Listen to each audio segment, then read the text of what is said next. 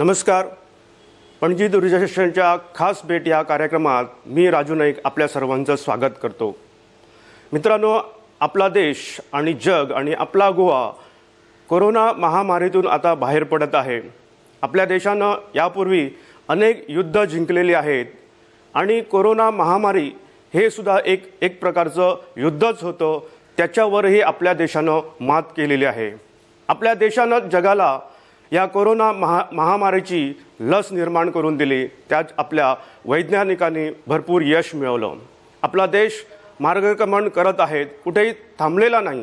आणि असं मार्गक्रमण करत असतानाच आपल्याला माहीत आहे यावर्षीचे सर्वोच्च नागरी पुरस्कार भारत सरकारने जाहीर केलेले आहेत. अशा या पुरस्कारामध्ये देशातील विविध राज्यातल्या महान लोकांनी ज्यांनी आपापल्या क्षेत्रामध्ये वेगवेगळं योगदान दिलं अशा 102 लोकांना पद्मश्री पुरस्कार जाहीर झालेला आहेत. आणि त्याच्यातच आपल्या गोव्यातील विनायकराव खेडेकर यांनाही पद्मश्री पुरस्कार जाहीर झालेला आहे. त्यानिमित्तानं त्यांच्याशी खास भेट घेण्यासाठी आज आपण त्यांच्या या रायबंदर येथील वर्तमान या निवासस्थानी पोहोचलेलो आहोत. खेडेकर सर, नमस्कार. नमस्कार. मी दर्शक हो, खेडेकर सरांचा खास परिचय करून द्यायची गरज आहे अशी मला वाटत नाही. उभ्या आयुष्यात 83 वर्षाच्या आयुष्यात त्यांनी सुमारे 5 दशकाहून अधिक काळ गोव्यातील लोकजीवन, आदिवासी जीवन याचा साकल्याने आणि डोळसपणे अभ्यास केलेला आहे. त्यांच्या या कार्याची थोडक्यात ओळख करून द्यायची म्हणजे एका वाक्यात की त्यांनी गोव्याची खरी संस्कृती गोवेकरांना, देशातील लोकांना आणि अवघ्या विश्वातल्या लोकांना दाखवून दिलेले आहे. एवढं त्यांनी मोठं कार्य केलेलं आहे. म्हणजे एका वाक्यात म्हणायचं तर खेडेकर हे गोव्याच्या लोकसंस्कृतीचे राजदूत आहेत. खेडेकर सर, पुन्हा आपल्या या कार्यक्रमामध्ये स्वागत. पहिल्या प्रथम मी आपल्याला एक प्रश्न विचारू इच्छितो की आपण एवढं जे महान कार्य केलेलं आहे संशोधनाचं किंवा अभ्यासाचं, त्याचा प्रभाव आपल्या बालपणापासून त्याच्यावर कुठे पडलेला आहे की काय, की त्याची जी निर्मिती जी आहे, उत्पत्ती ती बालपणापासून झालेली आहे की काय? एक खरं की बालपणापासूनच म्हणजे वयाच्या 12व्या वर्षापासूनच एक सांगायला मला काही कठीण वाटू नये, लाज तर वाटूच नये की मी पौरोहित्य करणाऱ्या ब्राह्मण कुटुंबात जन्माला आलो. ज्याला कर्मठपणा हे नाव त्यावेळी देता येतं अशा प्रकारच्या. आणि याच्याहीपेक्षा खेड्यावाड्यांवरती पौरोहित्याची वेगवेगळ्या प्रकारची कामं करण्यासाठी जावं लागायचं. आणि यात महत्त्वाचं एक असं होतं की लग्नगीतं, लग्नात संस्कारामध्ये जी गीतं गायली जात होती, ज्यांना धवळा हे गोव्याचं नाव आहे, तर ती गायली जात होती. तिथून बहुधा असं मी म्हणतो, कारण वय 12 वर्षे काही फार समजूत नव्हती, तर त्यावेळेपासनं या कामाची कुठंतरी ठिणगी पडली. आणि नंतर वेगवेगळ्या गावामध्ये ज्यावेळी फिरत राहिलो, वेगवेगळं बघत राहिलो, आणि मला आठवतंय त्या काळीसुद्धा मला धालोंच्या मांडावर जाऊन त्यांची गीतं ऐकायची खूप आवड. त्याचबरोबर शिगम्यामध्ये वाद्य वाजवणं, त्यांच्याबरोबर नाचणं याचीही आवड होती. आणि दुसरी एक छोटीशी घटना, पण ती अतिशय महत्त्वाची आहे माझ्या मते. त्याच कालामध्ये 10-12 वर्षांच्या आम्ही एक 4-5 पोरांनी असं म्हणतो मी, त्याचं एकत्र येऊन आमच्या वाड्यावरती एक छोटासा, ज्याला मांगर म्हणतो म्हणजे खोप टाईप, असा तो बांधला. तिथं एक दत्ताची तस्बीर स्थापना केली आणि तिचं भजन करायला लागलो. तिथून मग अर्थातच साहजिकच मग पेटी वाजवायची. तबला मी वाजवला नाही कधी, परंतु या सगळ्या ह्याच्यातनं मला असं वाटतं, तुम्ही म्हणताय ते, तिथून या माझ्या कामाची सगळ्याची सुरुवात झाली असावी. आपण कुठल्याही शाळेमध्ये गेला नाही, महाविद्यालयामध्ये गेला, म्हणजे त्या अर्थानं लौकिक शिक्षण आपण घेतलं नाही. घेतलं की संस्कृतचा अभ्यास, वैदिक अभ्यास हे सगळं आपण बालपणापासून केलं. पण आज आपल्या उभ्या आयुष्यात आपण एवढं काम जे केलेलं आहे ते काही वेळा पदव्या घेऊन सुद्धा लोकांना करता येत नाही. म्हणजे पुढचं सपाट मागचं उपाट अशी परिस्थिती झालेली असते. आणि एवढं असून आपण एवढं हे अभ्यास म्हणजे संशोधनाचं काम म्हणजे आपलं काम त्या पद्धतीनं केलेलं काम आहे. म्हणजे उगाच आपण संशोधक म्हणून मिरवत नाही आहेत, पण आपलं काम त्या पद्धतीनं झालेलं आहे, मेथॉडॉलॉजिकली झालेलं आहे ते काम. आणि त्याचबरोबर आपण कोकणी, मराठी, हिंदी, इंग्रजी, पोर्तुगीज भाषेचंही ज्ञान मिळवलं आहे. एवढं सगळं हे आपल्याला कसं जमलं? आई जेवण देते, भूक नाही देऊ शकत. बरोबर. वडील अंथरूण पांघरूण देतात, झोप नाही देऊ शकत. शाळा कॉलेज शिक्षण देतात, ज्ञान नाही देऊ शकत. ते आपण मिळवावं लागतं. आणि अक्षरशः म्हणजे मधमाशी जसा मध गोळा करते त्या पद्धतीनं जिथून जे जे मिळत गेलं तिथून मी घेत राहिलो. याचं कारण असं की मला अशी माणसं मिळत गेली संबंध या माझ्या आयुष्याच्या या प्रवासात, असं मी म्हणतो की ज्या माणसांनी मला भरभरून दिलं. आणि त्यात आणखी एक महत्त्वाची गोष्ट मी कधीही सांगतो, काही दुसऱ्याकडून ज्यावेळी आपण घेतो त्यावेळी आपल्याला हे समजत नसलं तर समजत नाही याची लाज वाटू नये कधी. मी काय करत होतो नव्हे, आजही करतो की मला एखादा शब्द अडला, एखाद्या शब्दाचं मला नीट व्युत्पत्ती म्हणा किंवा त्याची अर्थ छटा मला मिळाली नाही तर मी समोर जो माणूस दिसेल पहिला त्याला विचारतो, बाबाई मला समजलं नाही, जरा सांग मला. आणि या पद्धतीनं शिकलो. मिळेल ते वाचत गेलो. मी काय वाचत नव्हतो हे सांगणं कठीण आहे. घरामध्ये त्यावेळी मोठी कॅलेंडर्स वामन गोपाळ यांचा सारसापरेला वगैरे अशा प्रकारची यायची. ती कॅलेंडरवरील इंग्रजी वाचायचं, रोमन लिपीमधलं. इथून इंग्रजीची हळूहळू ओळख झाली. आणि असं एक कसं घडलं हे निश्चित मी सांगू शकत नाही, पण एक खरं की मी व्रत म्हणून हे घेतलं, याचा स्वीकार केला.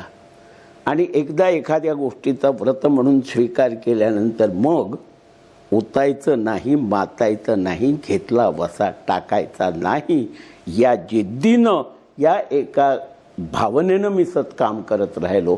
आणि म्हणून असेल कदाचित की आज मला हा पुरस्कार प्राप्त झालेला आहे. घेतलेली गोष्ट आपण वसा म्हणून घ्यायची आणि ते व्रतस्थपणे पार पडलं तर ते यश हे नक्कीच मिळतं. आपण या संशोधनाबरोबरच, लोकजीवनाच्या संशोधनाबरोबरच अगोदर कीर्तनकार म्हणून चांगलं योगदान दिलेलं आहे. पत्रकारितेतही आपण गोव्यातल्या पत्रकारितेमध्ये, स्थानिक पत्रकारितेमध्ये किंवा आपण लोकसत्ता, महाराष्ट्र टाइम्स किंवा महाराष्ट्रातली अन्य साप्ताहिके याच्यासाठी लेखन केलेलं आहे. आणि त्याचबरोबर आपण हिंदुस्तान समाचार या वृत्त संस्थेसाठी पण काम केलेलं आहे, पत्रकारितेमध्ये काम केलं आहे, नाट्यलेखन आपण केलेलं आहे, ललित लेखन केलेलं आहे. असं विविध अंगानं आपण एक अष्टपैलू व्यक्तिमत्व असं काम केलेलं आहे. आणि उभ्या आयुष्यात आपण हे केलेलं आहे. आणि आज आपल्याला भारत सरकारचा पद्मश्री पुरस्कार जाहीर झालेला आहे. एवढं सगळं झाल्यानंतर, आता पुरस्कार जाहीर झाल्यानंतर आपल्याला काय वाटतं? नहीं, पुरस्कार तुम्हाला भारत सरकार ने आपको पद्मश्री पुरस्कार प्रदान किया है असा गृह मंत्रालयाकडून 25 तारखेला दुपारी ज्यावेळी फोन आला त्यावेळी मी नेमका पहिल्यांदा विचार करायला लागलो. शांत राहिलो. थँक्यू किंवा आभार, धन्यवाद काही म्हणू शकलो नाही त्यांना. मी थोडी पॉज घेतला असं मी म्हणतो. आणि लगेच त्यांनी मग पुन्हा विचारलं, आप स्वीकार करोगे ना? आणि त्यावेळी मी म्हटलं हां, नाम कहने की कोई बात ही नहीं पैदा होती. आणि एक असं त्या क्षणी जे दडपण असं आलं, मी घरात सांगितलं, एक मोठं दडपण आल्यासारखं आलं माझ्यावरती. आणि हे 2 दिवस तरी ते दडपण मी कायम वागवत होतो. याचं कदाचित एक कारण असं असू शकेल की ज्यावेळी तुम्हाला सर्वोच्च अशा प्रकारचा पुरस्कार प्राप्त होतो त्यावेळी तुमच्यावरती एक जबाबदारी येते, जी माझ्यावरती आली असं मी मानतो.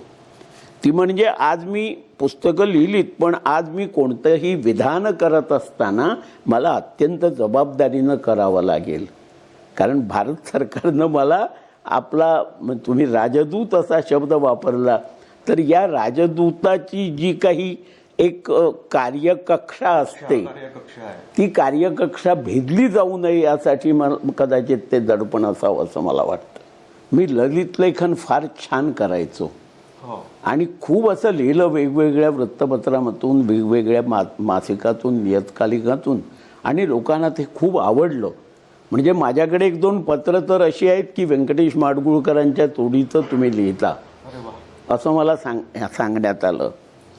परंतु आणि झालं काय की ज्यावेळी मी लोककला लोकसंस्कृतीचा अभ्यास हा ध्यास घेतला त्यावेळी मी बाकी सगळं सोडून दिलं. ललित लेखन करणं सोडून दिलं. ज्यावेळी लोकांनी मला विचारलं, एक सांगायला काय हरकत नाही आहे, माधव गडकरी हे त्या काळी गोमंतकचे संपादक होते आणि मला ते म्हणाले, मी ज्यावेळी बंद केलं असं त्यांना सांगितलं, ते म्हणाले खेडेकर तुमची शैली बिघडणार आहे. मोहन वाघ होते त्यांच्याबरोबर, अशोक शहाणे नावाचे एक ग्रस्त होते मुंबईचे. या लोकांनी मला सांगितलं तुम्ही हे लेखन बंद करू नका कारण हे फार चांगलं क्षेत्र आहे. मी म्हटलं नाही, मी लोककला लोकसंस्कृती हे व्रत हा वसा घेतलेला आहे. मी आता या क्षणापासून या विषयाखेरीज काहीही लिहिणार नाही. आणि मी खूप कादंबऱ्या कथा वेगवेगळी पुस्तकं वेगवेगळे वाचायचो. ते सगळं बंद झालं. ही गोष्ट साधारणतः 50 वर्षापूर्वींची आहे. आणि ते सगळं बंद झालं आणि मी माझ्या या विषयावरती संपूर्णतः लक्ष केंद्रित केलं. आणि ते केंद्रित केल्यामुळं असेल कदाचित की मला एक थोडंसं वेगळं असं आणि महत्त्वाचं असं स्थान या विषयात मिळालं. संपूर्ण देशामध्ये नव्हे तर परदेशातही काही ठिकाणी हे मला दाखवता आलं, सांगता आलं. आता हे व्रत अंगीकारत असताना आपल्याला अनेकांनी सहकार्य केलेलं असेल, काही लोकांनी असहकार्य केलेलं आहे, म्हणजे त्याच्याबद्दल आपला अनुभव काय असं? नाही, सहकार्य असहकार्य कुणी केलं आहे असं मला वाटत नाही. कदाचित काय होतं की काही वेळा त्यांचीही काही मजबुरी असू शकते, त्यांच्याही काही अडचणी असू शकतात असं मी म्हणतो. आणि अखेर शेवटी सगळी माझीच माणसं त्यामुळं मला असहकार्य कोणी केलं असं मला वाटत नाही. पण एक खरं की सहकार्य मात्र करणारे असे उदंड अनेक हात अनेक मुख माझ्यासमोर आली. जे लोक माझ्यासमोर येऊन बोललेस, मला सांगितलं. एक साधी गंमत तुम्हाला उदाहरण महत्त्वाचं असं सांगतो की या कुळमी हा आदिवासी गोव्याचा, त्यांच्या बायका या अत्यंत पडदानशीन. एक काल असा होता की ज्यावेळी तुम्ही घरात गेलात आणि असं घे का विचारलं तर ती बाई दारा आडून सांगायची बाहेर गेल्या की बाहेर येऊन बोलत नव्हती. पण त्यांच्याकडे तर संस्कृतीचा या महिलांकडे फार मोठा ठेवा होता. दिल्लो हा त्यांचा विषय. आणि त्यामुळं त्यांना बोलतं करणं, त्यांना समजून घेणं हे माझं काम होतं. सुदैवानं ते जमलं. आणि त्यामुळं मला अशी संपूर्ण अख्ख्या गोव्यामध्ये ज्यांची नावं घेणंही मला कठीण आहे, इतकी माणसं मला याच्यात काम करायला, मला कामाबद्दलची माहिती देणारी अशी मिळाली. एक काय होतं तुम्हाला सांगतो. या संपूर्ण अशा प्रकारच्या लोककला लोकसंस्कृतीच्या अभ्यास किंवा संशोधन हे दोन पातळ्यांवरती चालतं. एक म्हणजे ज्याला डेस्क रिसर्च असा शब्द आहे. लायब्ररी पुस्तकं बघून जे काय मिळतं त्याच्यावरनं आपले निष्कर्ष काढायचे. बहुतेक सगळ्यांनी हे केलेलं आहे. आणि दुसरा, जे आपण डोळ्यांनी बघितलं तेवढंच सांगायचं. आणि या माझ्या संपूर्ण पुस्तकातून म्हणा किंवा माझ्या एकूण लेखनातून, एकूण माझ्या वेगवेगळ्या भाषणातून मला प्रत्यक्ष न बघितलेलं असं काहीही नाही आहे. आणि हा क्षेत्रीय अभ्यास हे मगाशी तुम्ही म्हटलं शिक्षण वगैरे, या सगळ्यामध्ये हा क्षेत्रीय अभ्यास अगदी खेड्यावाड्यावरती जाऊन त्यांच्याबरोबर बसून त्यांचं बघून त्याचं निरीक्षण करणं, त्यांच्याशी चर्चा करणं, आपल्या जुन्या जाणीत्या माणसांची बोलणं, त्यांच्याकडून माहिती घेणं, हे सगळा जो हा क्षेत्रीय अभ्यास केला ते माझं बलस्थान आहे असं मला वाटतं. आता थोडासा एक वेगळा प्रश्न मी विचारू इच्छितो. आता मी गेल्या अनेक वर्षापासून पाहतो आणि माझ्या आजूबाजूचे मित्र लोक किंवा बुजुर्ग लोकही असं म्हणतात की गोव्याची खरी संस्कृती काय आहे ती अजूनही गोव्यातल्याच बऱ्याच लोकांना माहीत नाही, देशातल्याही लोकांना माहीत नाही, जगातल्याही लोकांना माहीत नाही. त्यामुळे गोवा म्हणजे पूर्वेकडचं रोम आहे की काय, आणि आता जर बदलती परिस्थिती पाहिली तर गोव्याच्या येणाऱ्या काळात ला वेगास होणार की काय अशी चिंता व्यक्त केली जाते. या गोव्याचे दोन महत्त्वाचे भाग आहेत, आपण मान्य करूया. एक जुन्या काबिजादी आणि नव्या काबिजादी. आणि जे काय गोव्याबद्दल म्हणून जे आजपर्यंत महत्त्वाचं प्रमुख असं लिखाण झालेलं आहे, संशोधन झालेलं आहे, काम झालेलं आहे, ते या 3 जुन्या काबिजादी म्हणजे 3 तालुक्यांवरती, आता ते 4, बारदेश, तिसवाडी आणि सासष्टी. सासष्टीमध्ये मडगाव आणि मुरगाव हे 2 आत्तांचे तालुके आहेत. तर याच्यामध्ये जे आहे तेवढंच गोवा. आणि गोव्याबाहेरच्या लोकांना मला खूप ठिकाणी अनुभव आला. म्हणजे दिल्लीसारख्या ठिकाणी तर लोक विचारायचे सरळ की क्या गोवा में आप लोग, ये गोवा में है ऐसा आप लोग. त्यांना असं वाटायचं गोवा म्हणजे ख्रिश्चनांचा आहे फक्त.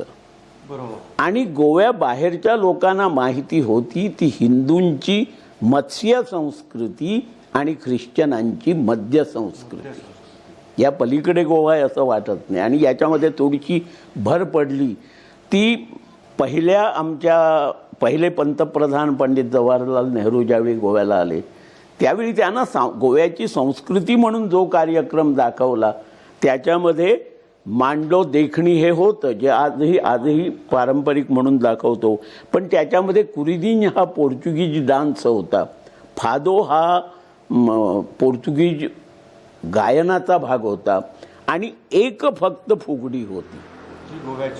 आणि ज्यावेळी आमच्या ताब्यात आलं असं म्हणूया, ज्यापेक्षा मला ज्यावेळी सांगता आलं त्यावेळी चोगम झाला.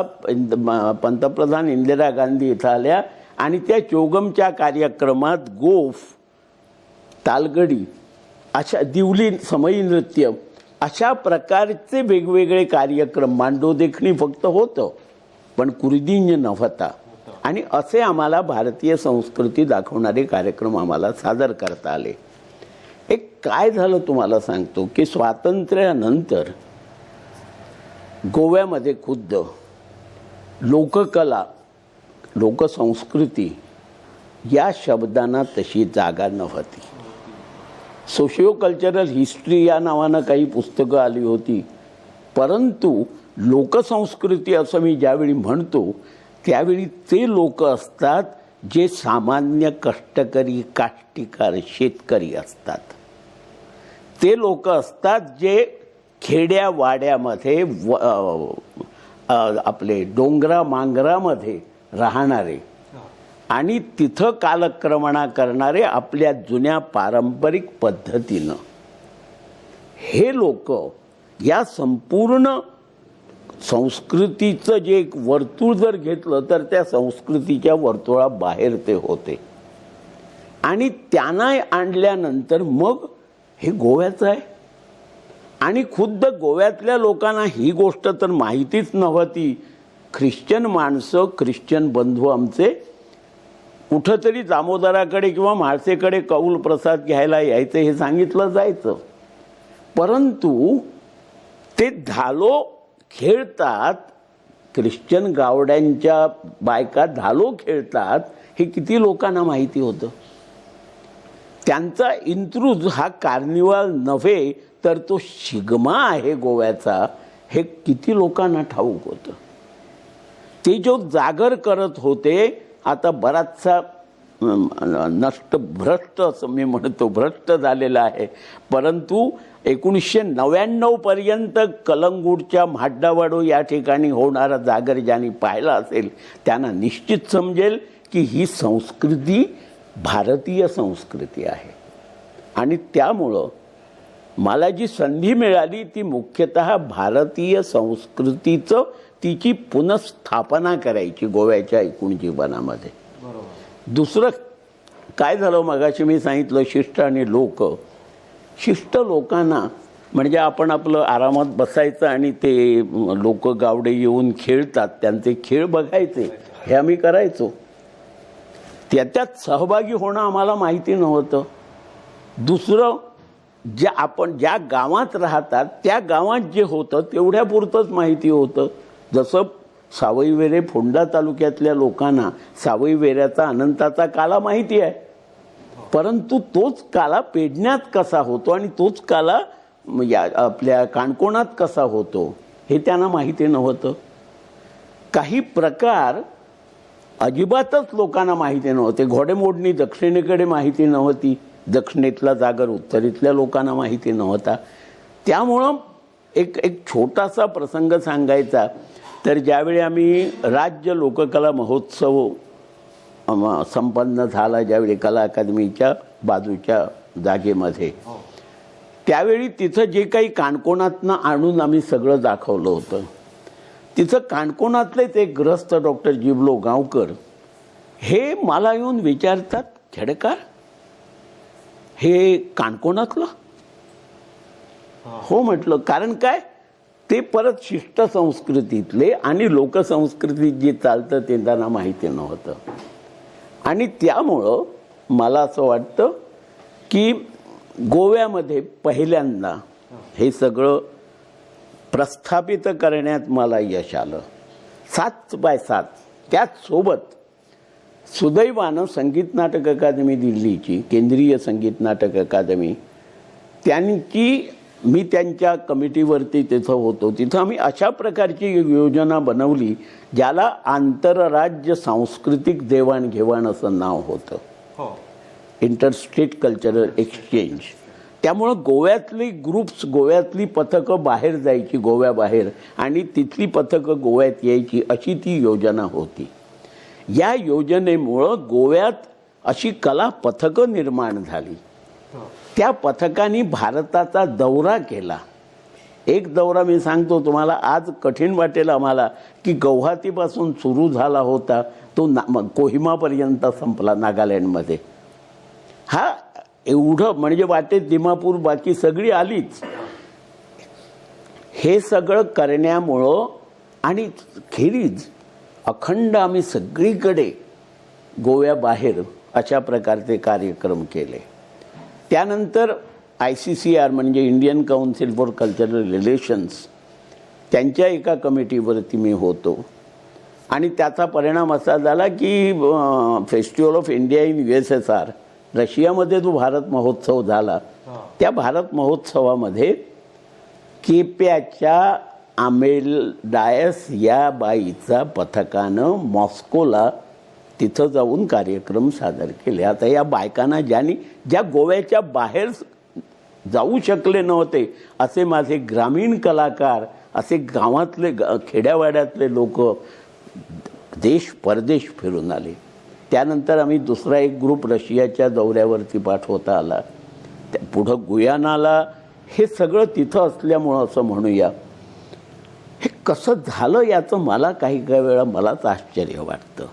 पण एक खरं की या संपूर्ण कालामध्ये किंवा संपूर्ण परिस्थितीत असं म्हणूया, गोव्याच्या खेड्यावाड्यावरच्या ग्रामीण आणि वन्य अशा अनेक कलाकारांनी केवळ भारत नव्हे तर परदेशातही जाऊन आपले कार्यक्रम सादर केले.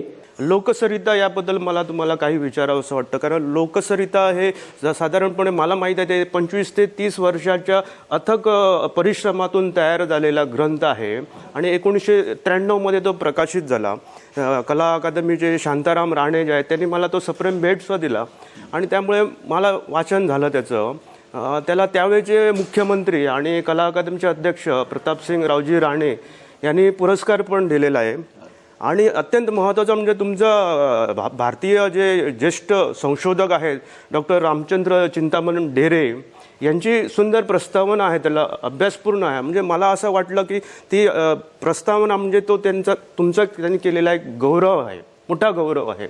आणि त्याच्यामध्ये मी वाचलेलं आहे की जसं आपण म्हणतो की संस्कृती, लोकसंस्कृती म्हणजे एक नदीप्रमाणे असते आणि त्या नदीच्या दोन्ही काठावरून राहून तुम्ही तिकडे सगळे शंख, शिंपले, हिरे, मोती तुम्हाला गवसले, ते तुम्ही ते डोळेसपणे बघितले आणि जिव्हाळ्याने ते आपल्याकडे घेतलं आणि ते त्या ग्रंथामध्ये समाविष्ट केला आणि परत ते जे लोकांचं होतं ते लोकांपर्यंत पोहोचवलेलं आहे. तर ही 25 वर्षाची ही प्रदीर्घ जी तुमची क्रिया जी सुरू होती त्याबद्दल काहीतरी सांगा थोडं. तर मुळात हे पुस्तक करावं असं वाटलंही नव्हतं, परंतु डॉक्टर राचिम ढेरेंचा तुम्ही उल्लेख केला, जे मला गुरुस्थानी होते आहेत, आज ते नाही आहेत दुर्दैवानं. तर या ग्रहस्थान ते मला म्हणाले, अरे हे सगळं तुमचं तुम्ही प्रसिद्ध करा, गप्प बसू नका, असा त्यांनी मला ढोचा लावला.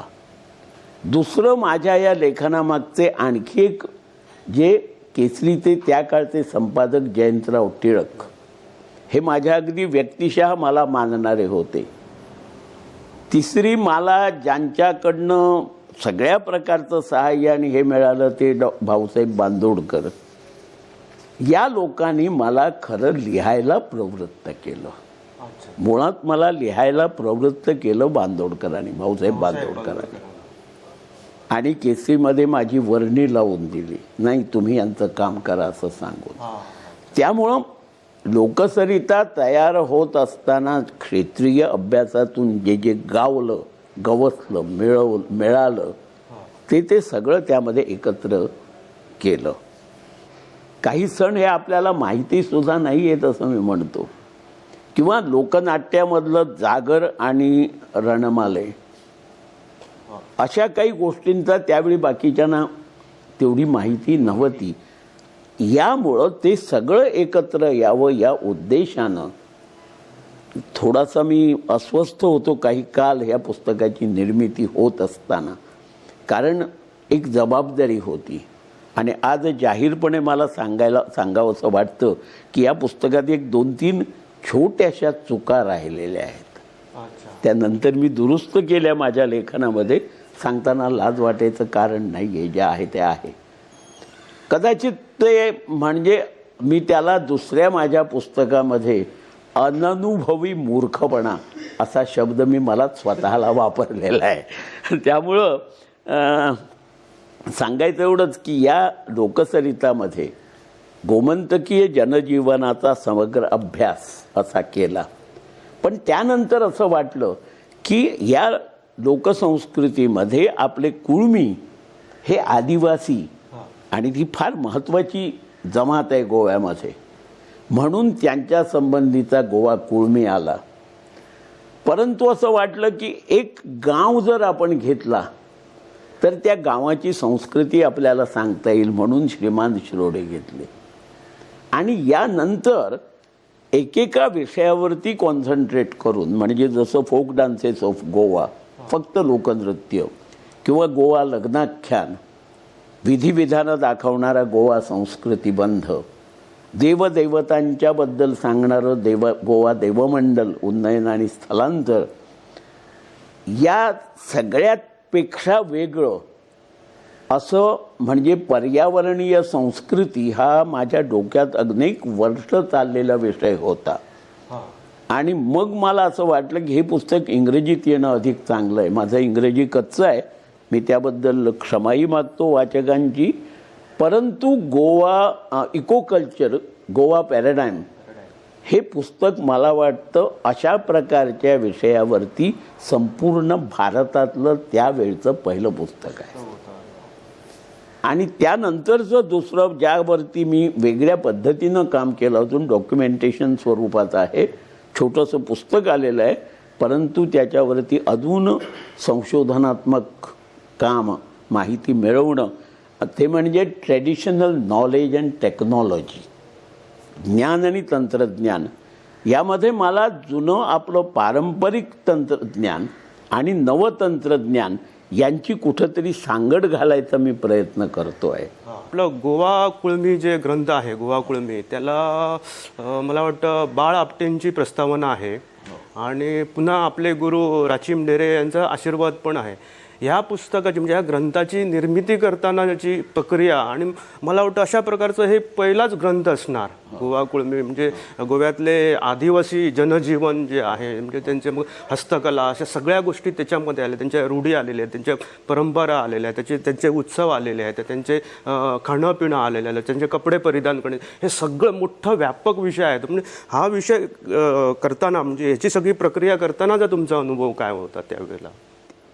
जिथं जिथं त्यांची वस्ती आहे म्हणजे कुळमी काय आहे मुळात आणखी थोडंसं सांगायला लागेल की कुळमी ही मूळ जमात आणि त्याच एथनिक ग्रुपमधनं त्याच वंशातून आलेले गावडा, आमच्या गोव्याच्या भाषेत कोकणे गावडे पहिले, त्यानंतर बाटून झालेले ख्रिश्चन गावडे आणि परत झालेले नवहिंदू या गावड्यांच्या 4 जमाती, हा समाज आहे आदिवासींचा.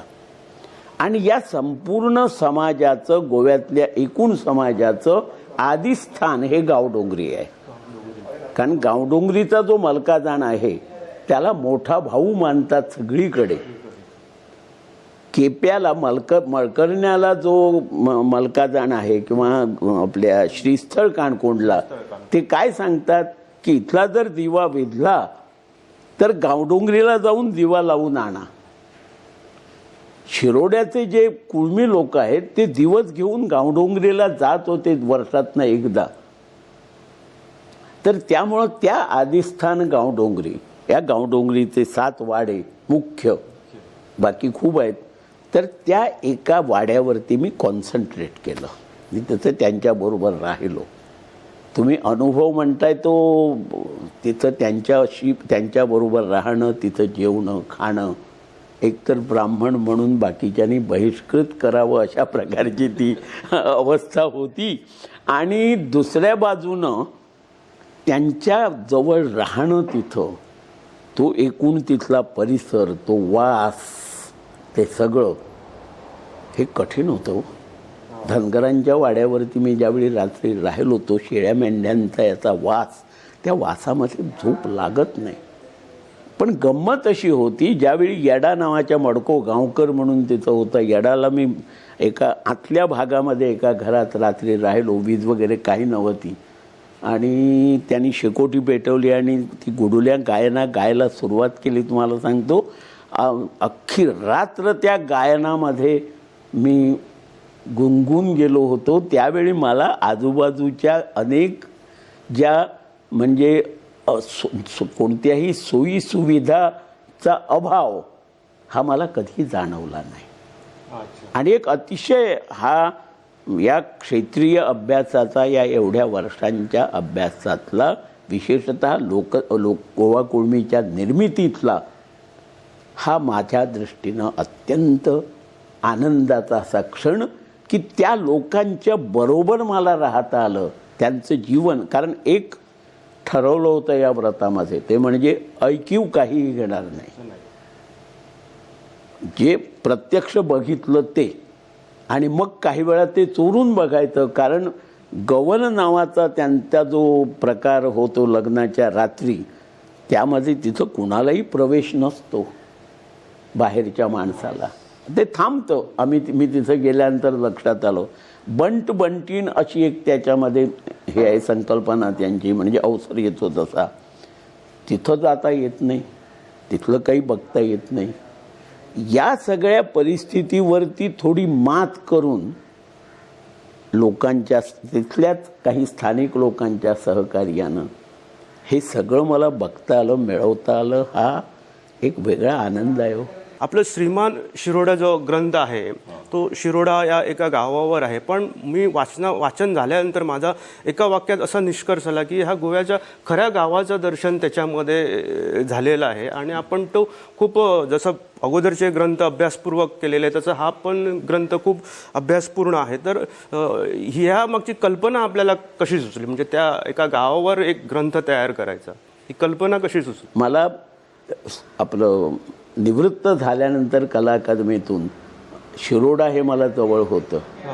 तिथं माझे मित्र सुभाष शिरोडकर हे मला संपूर्ण मदत करायला तयार होते. तिथं माझे दुसरे एक मित्र, ते तर माझ्याबरोबर अखंड राहत होते वामन खांडेपारकर, ते तर माझ्याबरोबर अखंड होते, त्यांच्या घरी मी तिथेही राहत होतो.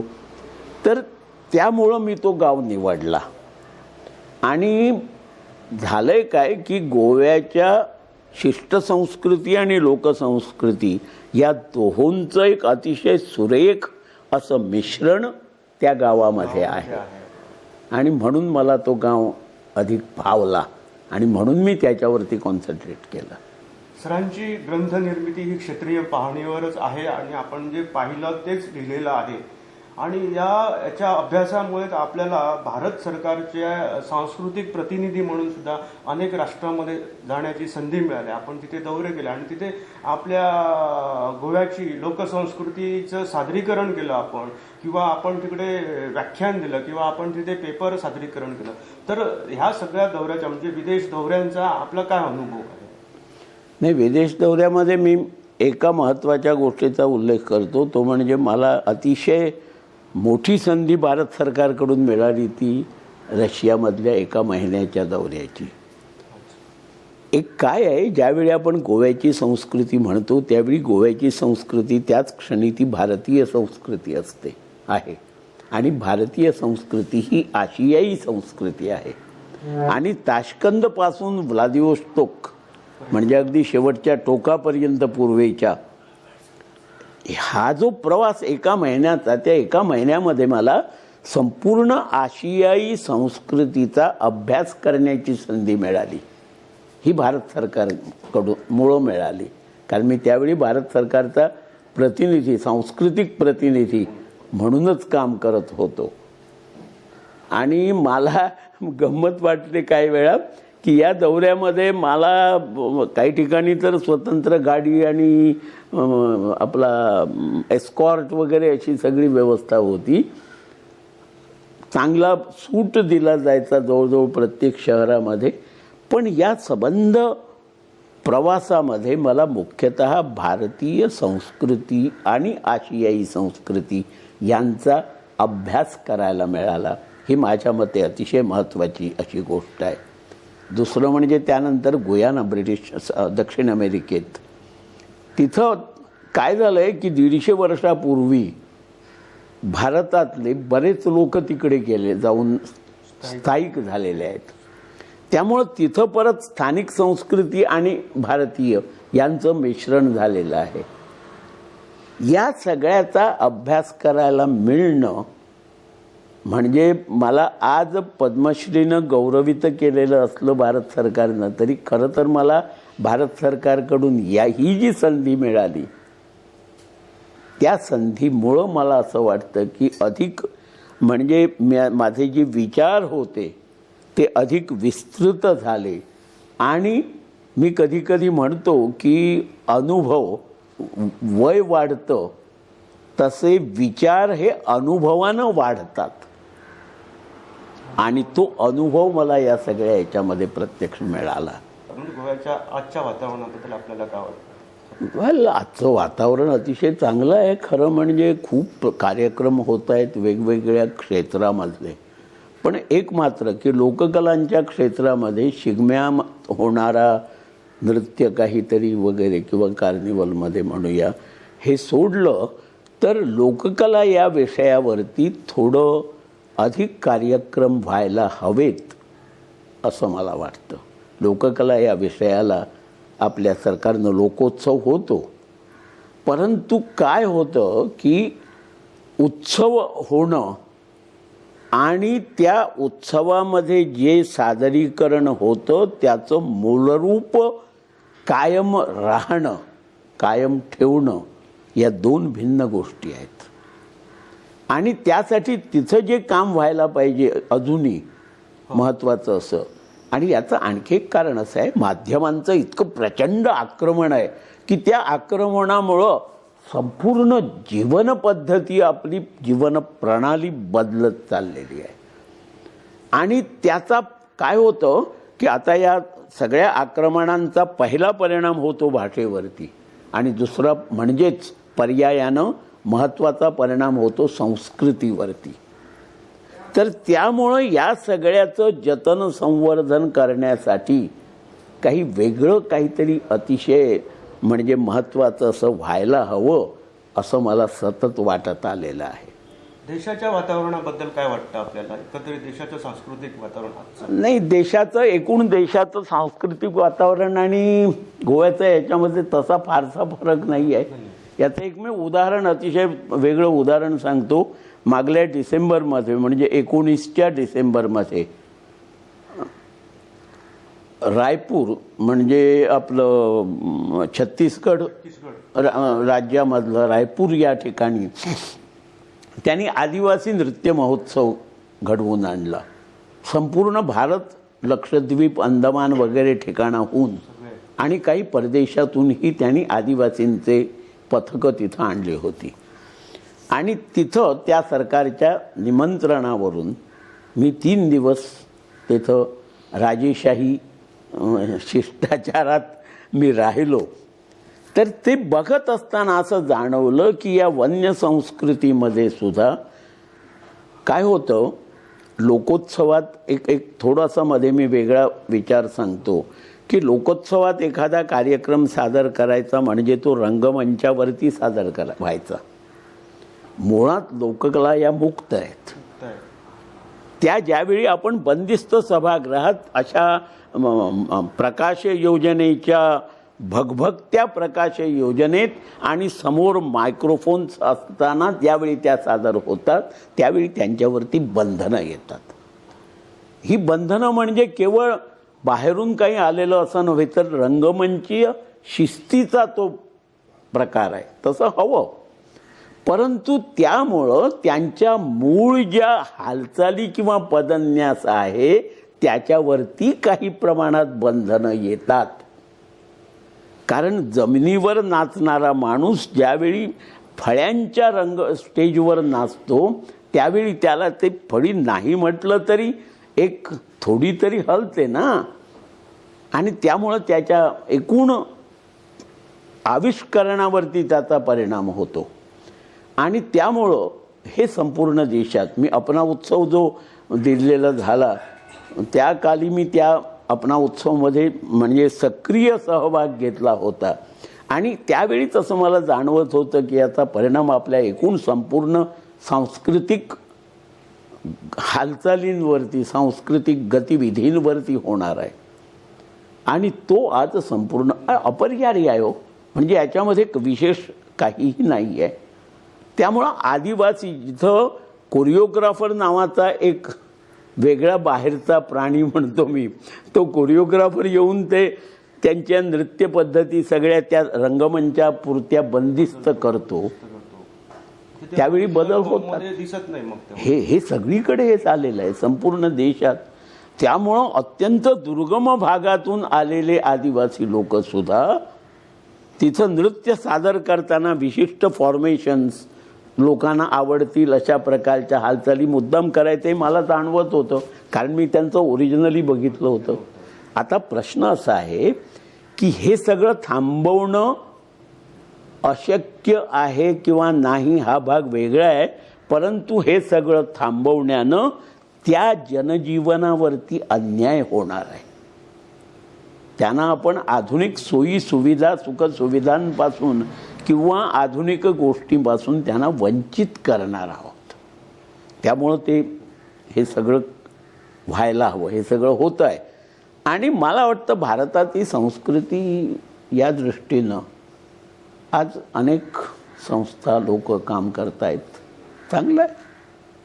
सर, आजच्या काळातही आजही काही तरुण तरुणी अभ्यासक, संशोधनात्मक कार्य करतात. त्यांच्यासाठी आपलं काय सांगणं आहे की त्यांच्यासाठी आपण काय मार्गदर्शन करणार? माझं सगळ्यांना एकच सांगणं आहे. पहिली गोष्ट अशी की जे आपण घेतो, स्वीकारतो, करू बघतो, त्याचा व्रत म्हणून स्वीकार व्हायला हवा, तर ते पुरं होतं. एका ठिकाणी कॉन्सन्ट्रेट केलं ना की त्याचा परिणाम, त्याचं चांगली फळं आपल्याला मिळतात. परंतु 10 ठिकाणी आपण बघायला लागलो तर ते होत नाही आहे. एका छोट्याशा वाक्यात मी सांगेन की माझ्यापुरता लोककला, लोकसंस्कृती हा माझा केवळ ध्यास नाही आहे, तर तो श्वास आहे. आणि ज्यावेळी एखादा ध्यास विषय हा श्वास विषय बनतो, त्यावेळी त्या विषयाला चांगला असा एक आयाम लाभतो. आणि मी आताच्या या क्षेत्रात काम करणाऱ्या सगळ्या लोकांना नम्रपणे प्रार्थना करेन की तुम्ही स्वीकार केलेलं व्रत हे श्वास विषय म्हणून ते पुढं न्या.